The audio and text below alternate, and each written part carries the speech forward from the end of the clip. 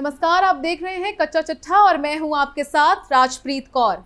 हम यमुना नदी को इतना साफ और सुथरा कर देंगे कि लोग यहां पर पिकनिक मनाने आएंगे और यहां पर बोटिंग करेंगे।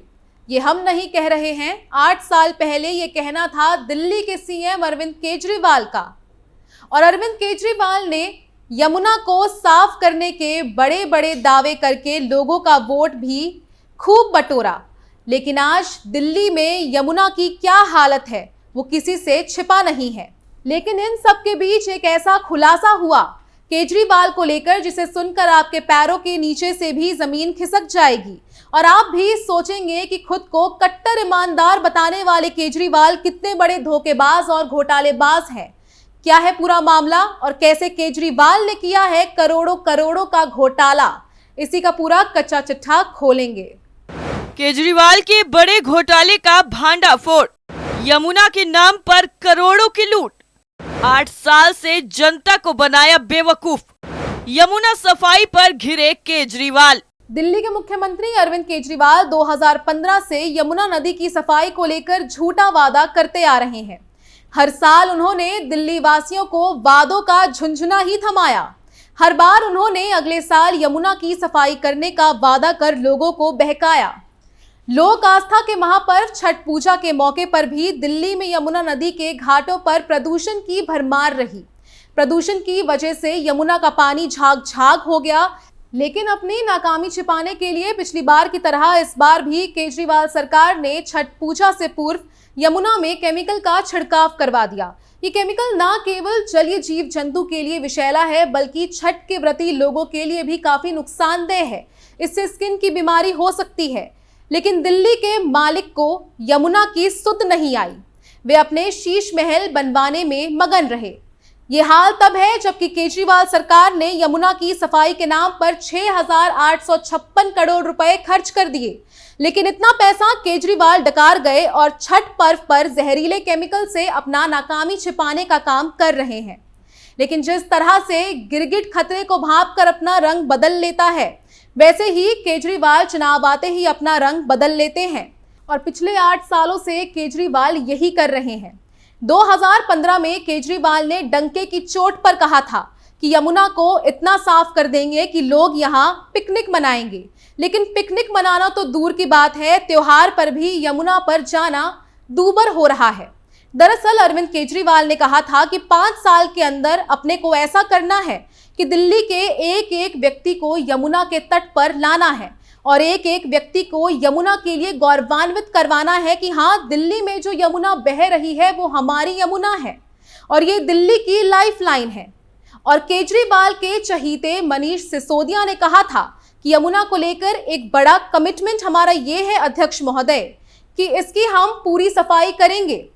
इसकी पूरी सौंदर्यकरण की योजना बनाई है और इस सफाई और सौंदर्यकरण की योजना के बाद इसमें समय लगेगा। लेकिन अगले कुछ सालों में 5 साल खत्म होने से पहले पहले ये हमारा कमिटमेंट है कि यमुना को पूरी तरह साफ करना है। ऐसा साफ कर देंगे यमुना को, इतना साफ कर देंगे लोग यहाँ पिकनिक मनाने आ सकेंगे, बोटिंग करने आ सकेंगे और लोग गर्व से कहेंगे कि ये हमारे राज्य की नदी है।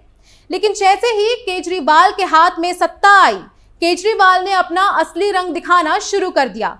जो केजरीवाल पहले यमुना को दिल्ली की लाइफलाइन बताते थे, वही केजरीवाल आज यमुना के सवाल पर जवाब देने से भाग जाते हैं।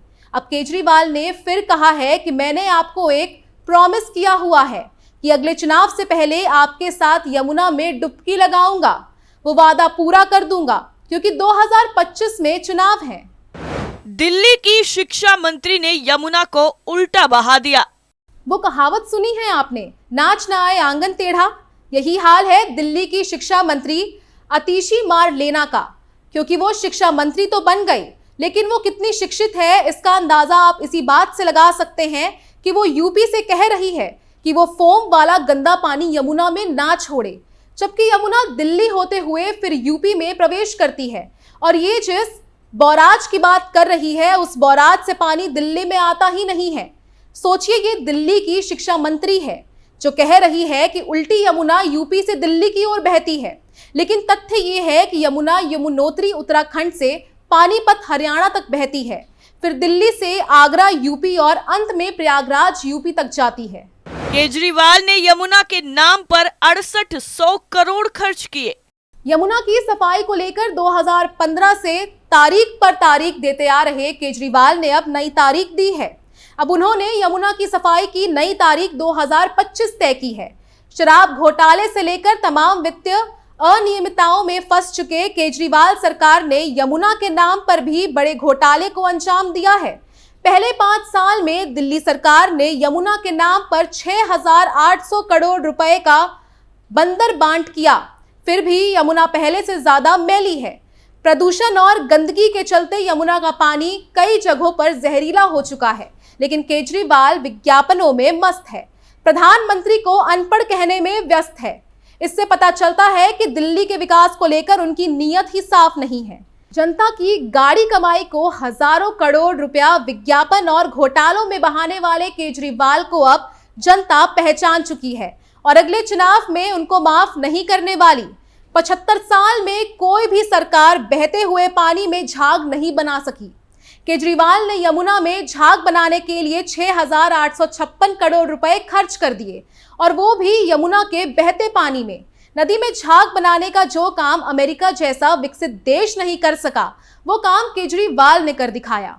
यमुना में झाग बनाने वाले इसी केजरीवाल ने कहा था कि यमुना नदी को इतना साफ कर देंगे कि लोग इसमें डुबकी लगा सकेंगे, लेकिन इनकी नाकामी की वजह से आज भी यमुना मैली है। यमुना की सफाई के लिए क्लीनिंग सेल का किया गठन। अरविंद केजरीवाल यमुना की सफाई को लेकर 2015 से झूठ ही बोलते आ रहे हैं और हर साल 2 साल पर एक नया शिगुफा छोड़ देते हैं। इसी तरह 2021 में उन्होंने यमुना की सफाई के लिए क्लीनिंग सेल का गठन किया था। अब इसके भी 2 साल गुजर चुके हैं, लेकिन यमुना फिर भी मैली है। एक रिपोर्ट के मुताबिक दिल्ली में बेहद प्रदूषित यमुना नदी को साफ करने के लिए मुख्यमंत्री अरविंद केजरीवाल ने यमुना क्लीनिंग सेल का गठन किया है। यह सेल संबंधित विभागों की तरफ से किए जा रहे कामों को नजर रखेगा। दिल्ली जल बोर्ड के मुख्य कार्यकारी अधिकारी को इस सेल का अध्यक्ष बनाया है और इसमें सभी संबंधित विभागों के प्रतिनिधि सदस्य शामिल होंगे। फरवरी 2025 तक यमुना नदी को पूरी तरह साफ कर लेने का लक्ष्य रखा गया है और इसकी जिम्मेदारी सेल के पास होगी। यमुना को गंदा होने में 70 साल लगे। एक रिपोर्ट के मुताबिक केजरीवाल ने 2021 में एक प्रेस कॉन्फ्रेंस कर यमुना की गंदगी पर चिंता जाहिर की थी। साथ ही 6 एक्शन पॉइंट भी बताएं। उन्होंने कहा कि 2025 तक यमुना की सफाई पूरी कर ली जाएगी। केजरीवाल ने कहा कि अगले चुनाव तक यमुना को पूरी तरह साफ कर लिया जाएगा और मैं इसमें आपके साथ डुबकी भी लगाऊंगा। केजरीवाल ने कहा कि मैं जो कहता हूं वो करता हूं। केजरीवाल ने कहा कि यमुना नदी को इतना गंदा होने में 70 साल लगे, 2 दिन में इसकी सफाई नहीं हो सकती। मैंने दिल्ली के चुनावों में लोगों से वादा किया था कि अगले चुनाव तक इसे साफ कर दिया जाएगा। हमने युद्ध स्तर पर काम शुरू कर दिया है। हमारे पास इस पर 6 एक्शन पॉइंट है। मैं व्यक्तिगत रूप में इसकी निगरानी कर रहा हूं। केजरीवाल ने कहा था यमुना में लोग डुबकी लगा सकेंगे। केजरीवाल ने दिल्ली विधानसभा चुनाव 2020 के दौरान सभा में कहा था, अगर उनकी सरकार फिर से चुनकर आती है तो वो यमुना को स्वच्छ बनाएंगे। उन्होंने दावा किया कि वो यमुना को न केवल स्वच्छ बनाएंगे बल्कि उसे ऐसा बनाएंगे कि दिल्ली के लोग उसमें डुबकी भी लगा सकेंगे। केजरीवाल ने कहा था कि अगले 5 साल में यमुना की सफाई आम आदमी पार्टी सरकार की प्राथमिकता होगी। उन्होंने कहा कि दिल्ली में दोबारा सत्ता में आने पर यमुना को इतना स्वच्छ बनाया जाएगा कि इसमें दिल्ली के लोग डुबकी लगा सकेंगे। मैं भी आपके साथ यमुना में डुबकी लगाऊंगा। केजरीवाल ने 2020 में दिल्ली विधानसभा चुनाव प्रचार के दौरान सभा में उपस्थित लोगों से पूछा कि क्या आपको लगता है कि हमें यमुना को साफ करना चाहिए। इसका जवाब हाँ में मिला। उन्होंने कहा कि यमुना में बहुत सारा सीवर का पानी और औद्योगिक कचरा बहाया जाता है। हमने इसकी पहचान कर ली है। मैं ये पूरे विश्वास के साथ कह सकता हूं कि अगले 5 सालों के भीतर यमुना साफ होगी। अगले विधानसभा चुनाव से पहले आप सभी यमुना में स्नान कर सकेंगे और तब मैं आपके साथ डुबकी लगाऊंगा। हम यमुना को उस स्तर तक साफ करेंगे। उन्होंने कहा कि दिल्ली में अभी काफी काम किया जाना बाकी है। 2015 से 2023 आ गया, लेकिन केजरीवाल का 5 साल खत्म नहीं हुआ। केजरीवाल लगातार अपने भाषणों और बयानों में यमुना को साफ और निर्मल करने की बात दोहराते आए हैं, लेकिन इनमें से कोई भी काम जमीन पर नहीं उतारा जा सका है। वे लगातार यमुना की सफाई जैसे मुद्दों पर राजनीति करने और अन्य राज्यों और केंद्र सरकार पर आरोप मढ़ते रहते हैं, लेकिन इस बार केजरीवाल की बात पर कोई यकीन करने वाला नहीं है और दिल्ली वासी केजरीवाल को इस बार दिल्ली से खदेड़ने वाले हैं।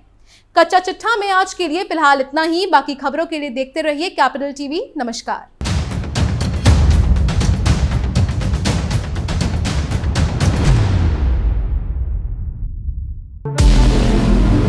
हमारे व्रत, हमारी परीक्षा, लक्ष्य तक पहुंचने की हमारी संयमित प्रतीक्षा।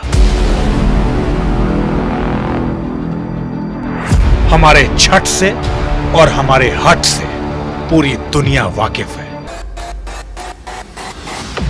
हमें विकल्प पर नहीं, अपने दृढ़ संकल्प पर अटूट विश्वास है,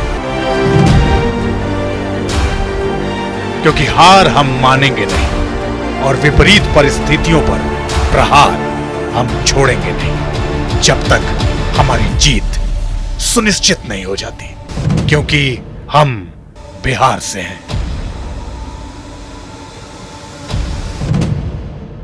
कैपिटल टीवी पर मैं अमित प्रकाश लेकर आ रहा हूं बिहार पर एक ब्रांड न्यू स्पेशल शो। हम बिहार से हैं।